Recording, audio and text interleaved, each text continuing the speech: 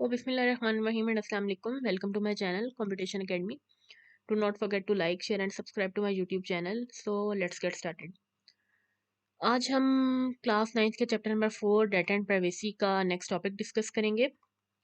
Contents देख लेते हैं। सबसे पहले ethical issues related to security, आज हम इसको डिस्कस करेंगे। लास्ट लेक्चर में भी हमने इसको डिस्कस किया था इस टॉपिक को, लेकिन कुछ पॉइंट्स जो हमारे रह गए थे आज हम उनको इस रिमेनिंग स्टेप्स को आज हम इस टॉपिक के अंदर इस लेक्चर वीडियो के अंदर डिस्कस करेंगे। टुडेज क्वेश्चन है जो कि मैंने आज आप लोगों के साथ शेयर किया है और इसका मैं at the end of lecture आप लोगों के साथ आंसर शेयर कर दूंगी और आप लोग भी कमेंट सेक्शन में अपने आंसर्स जो है वो ड्रॉप कर सकते हैं।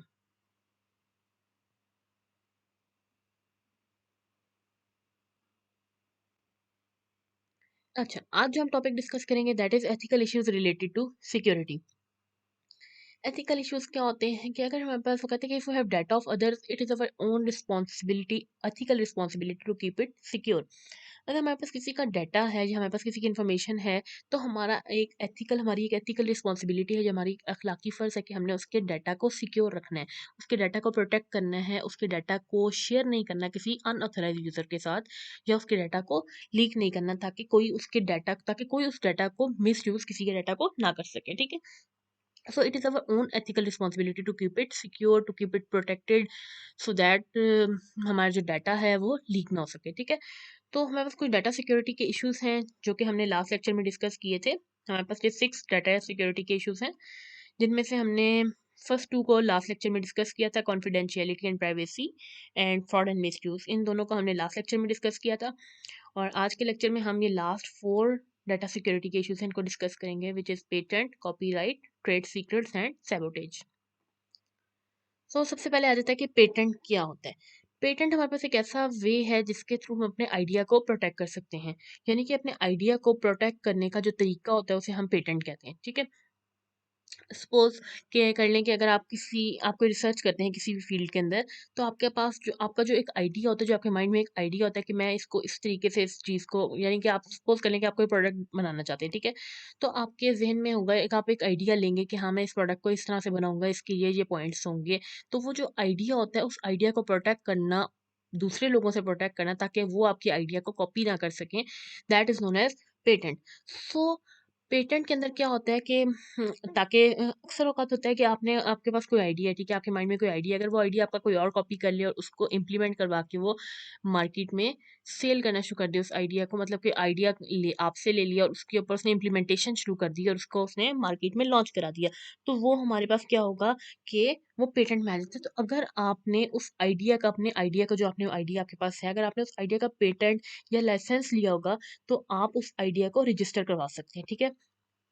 तो जब आप अपने आइडिया को, ताकि कोई और आपके आइडिया को यूज़ ना कर सके, तो उसको हम क्या करते हैं, जब आप रजिस्टर करवा लेंगे अपने आइडिया को, तो आपका आइडिया कोई यूज़ नहीं कर सकता, ठीक है? सो होता ये है कि अगर अगर स्टिल अगर कोई आपका डाटा स्टिल अगर कोई आपका आइडिया जो है वो यूज़ करता है, तो आप उस पे लीगल एक्शन ले सकते हैं। अगर आपने उसका लाइसेंस लिया होगा या उसका आपने अपना, यानी आपके पास अगर उसके राइट्स होंगे, तो आप उसके ऊपर एक्शन ले सकते हैं, लीगल एक्शन ले सकते हैं कि इसने मेरा आइडिया जो है वो कॉपी किया है, ठीक है? तो उसके लिए आपको पेटेंट करवाना पड़ता है अपने आइडिया को। सो यानी कि अपने आइडिया को रजिस्टर करवाना पड़ता है, ठीक है? उसका लाइसेंस लेना पड़ता है, उसको रजिस्टर करवाना पड़ता है। अगर आपके पास अपने आइडिया का पेटेंट होगा, यानी अपने अपने आइडिया को अपने जो भी आपके पास आइडिया है, आपने अगर उसको लाइसेंस लिया हुआ है उसका या उसको रजिस्टर करवाया हुआ है, सो अगर आपका कोई आइडिया जो है वो कॉपी करने की कोशिश करता है, तो आप उसके ऊपर केस कर सकते हैं, लीगल एक्शन ले सकते हैं, ठीक है? सो that is known as patent. Next हमारे पास आ जाता है कॉपीराइट लॉ। कॉपीराइट लॉ क्या होता है कि एक सबसे पहली बात ये है कि कॉपीराइट लॉ और पेटेंट में दोनों में डिफरेंस है, ठीक है? दोनों चीज़ें सेम नहीं है, ठीक है? Copyright law is an other thing and patent is some other thing, ठीक है? पेटेंट ये होता है कि आपके पास आइडिया है, अभी सिर्फ आपने उस आइडिया को इम्प्लीमेंट नहीं किया, that is known as patent. और कॉपीराइट क्या होता है? कॉपीराइट लॉ होता है कि आपके पास कोई आइडिया था, आपने उसको इम्प्लीमेंट करवा लिया, उस प्रोडक्ट को, आपने कोई प्रोडक्ट बनाई थी, आपने उसको लॉन्च करा लिया, उसके बाद अगर आपको कोई चीज़ को कॉपी करने की कोशिश करता है, that is known as the copyright law, ठीक है? Patent is was just an idea, कि आपके पास एक आइडिया है, आपने आइडिया लिया कि मैं इस प्रोडक्ट को इस तरह से बनाऊँगा, आपने जो उसका आइडिया लिया वो सिर्फ़ पेटेंट है, आपने उसको इम्प्लीमेंट नहीं करवाया। लेकिन कॉपीराइट लॉ क्या होता है कि आपने उस चीज़ को इम्प्लीमेंट करवा लिया, that is known as copyright law, ठीक है? तो दोनों में काफ़ी डिफ़रेंस है, ठीक है? सेम चीज़ नहीं है। ओके, कॉपीराइट लॉ क्या होता है कि इसमें ये होता है कि आपका प्रोडक्ट या आइडिया कोई कॉपी ना कर सके, तो उसको हम क्या कहते हैं, कॉपीराइट लॉ, ठीक है? आपने देखा होगा कि अक्सर आपके पास कोई प्रोडक्ट होती है, वो कॉपीराइट प्रोटेक्टेड होती है, ठीक है? तो उसके ऊपर एक सिंबल लगा होता है सी का या कॉपीराइट का, रेड कलर का कॉपीराइट का एक सिंबल होता है या सी का एक सिंबल होता है, जो कि इंडिकेट करता है कि ये चीज़ या ये प्रोडक्ट या ये सॉफ्टवेयर या कोई भी चीज़, ये जो है ये कॉपीराइट प्रोटेक्टेड है, यानी कि आप इसको विदाउट द परमिशन यूज़ नहीं कर सकते, इल्लीगल वे होगा, ठीक है? तो इस तरह का एक सिंबल होता है, ये देखें। ये आप देख रहे हैं, ये इस तरह का एक सिंबल होता है कॉपीराइट का, कॉपीराइट प्रोटेक्टेड का सिंबल अक्सर किसी भी आप प्रोडक्ट के ऊपर देखते हैं या किसी सॉफ्टवेयर के ऊपर देखते हैं या किसी भी चीज़ के ऊपर देखते हैं। अगर आप इस तरह का सिंबल देखते हैं कॉपीराइट प्रोटेक्टेड का, that is known, it means के ये चीज़ जो है वो कॉपीराइट प्रोटेक्टेड है, ठीक है? आप इसको यूज़ नहीं कर सकते या आप इसकी कॉपीज़ जनरेट नहीं कर सकते, ठीक है? Illegal copies. सो इसकी एग्ज़ाम्पल इस तरह से कि अगर सपोज़ करें कि आप कोई बुक पढ़ रहे हैं, ठीक है? और वो बुक जो है वो कॉपीराइट प्रोटेक्टेड है, ठीक है? तो आप उसकी फ़ोटोकॉपीज़ जो हैं वो जनरेट नहीं कर सकते, उसकी फ़ोटोकॉपी नहीं करवा सकते, ठीक है? अगर आप इस तरह करेंगे तो क्या होगा, वो इल्लीगल वे होगा उसको यूज़ करने का, ठीक है? सो ऐसी कोई भी चीज़ जो कि कॉपीराइट प्रोटेक्टेड हो, उसको आप कॉपी नहीं कर सकते, ना ही आप उसको इस तरह से विदाउट द परमिशन यूज़ कर सकते हैं, ठीक है? सो अगर आप कोई बुक है आपके पास कॉपीराइट प्रोटेक्टेड, जैसे उसमें एग्जांपल में आपको बताया, सो अगर कोई बुक कॉपीराइट प्रोटेक्टेड है, आप पढ़ रहे हैं कोई बुक कॉपीराइट प्रोटेक्टेड है, तो आप उसकी फोटोकॉपी नहीं करवा सकते। अगर आप ऐसा करेंगे, so that is known as illegal and it is according to the it is the ethical issues. तो ये आपके एथिकल इश्यूज़ में आ जाता है, गैर इखलाकी चीज़ आ जाती है कि आपने किसी की चीज़ को कॉपी किया without the permission of that person, ठीक है? नेक्स्ट हमारे पास आ जाता है ट्रेड सीक्रेट्स। ट्रेड सीक्रेट्स क्या होते हैं? ट्रेड सीक्रेट्स हमारे पास वो सीक्रेट्स होते हैं, किसी भी कंपनी की सक्सेस के जो सीक्रेट्स होते हैं उसके, उसको हम कहते हैं ट्रेड सीक्रेट्स। यानी किसी कंपनी के सक्सेस, किसी भी कंपनी, कोई भी कंपनी सक्सेस बेस किस तरह से होती है, उसके क्या सीक्रेट्स हैं कि कौन सी कंपनी जो है वो टॉप लेवल पे क्यों है। लाइक अगर आप देख लें कि अगर आपके पास, सपोज़ कर लें कि आपके पास 2 कंपनीज़ है, 2 आइसक्रीम कंपनीज़ आप ले लें, लाइक एक वॉल्स है और एक आपके पास जो है वो ओमोर आपके पास एक कंपनी है, ठीक है? आइसक्रीम की। तो उनमें से आप देखेंगे कि दोनों में से कोई एक कंपनी जो है वो टॉप लेवल पे है, लाइक वॉल्स जो है लोग ज़्यादा पसंद करते हैं और टॉप लेवल पे वो कंपनी है। सो उसकी सक्सेस क्या है, उसकी कंपनी की सक्सेस का क्या राज़ है? तो उसके जो सीक्रेट्स होंगे उनको हम कहते हैं ट्रेड सीक्रेट्स। तो अगर कोई उन ट्रेड सीक्रेट्स को, उन सीक्रेट्स को कोई भी अगर जो है वो लीक करता है किसी भी कंपनी के, तो वो हमारे पास क्या होते हैं, वो ट्रेड सीक्रेट्स हमारे पास लीक, किसी ने भी लीक कर दी किसी कंपनी के सक्सेस के जो सीक्रेट्स हैं कि वो कंपनी क्यों टॉप लेवल पे आ रही है, अगर उसके सीक्रेट्स को कोई लीक कर देता है या किसी के साथ शेयर कर देता है उन सीक्रेट्स को, so that is according to the unethical issues, वो हमारे पास एथिकल इश्यूज में आ जाता है, गैर इखलाकी है, ठीक है? So keeping trade secrets in the computer science field is very important when more than one software companies develop the same product.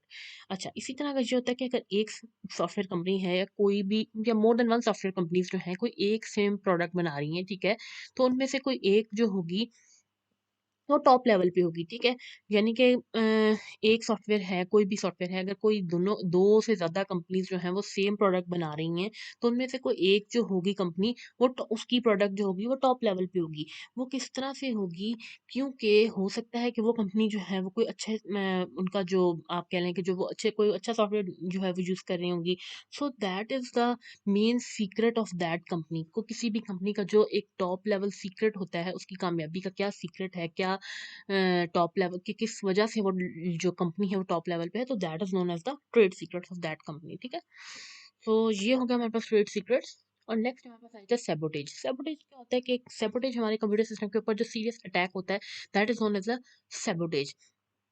जब मैलिशियस यूजर्स जो होते हैं या अनऑथराइज्ड यूजर्स आपके कंप्यूटर सिस्टम पे अटैक करने की कोशिश करते हैं रिमोटली, इस तरह से होता है कि आप किसी और लोकेशन पे हैं and that person is on other location, तो वो आपके कंप्यूटर सिस्टम के ऊपर अटैक करने की कोशिश करता है।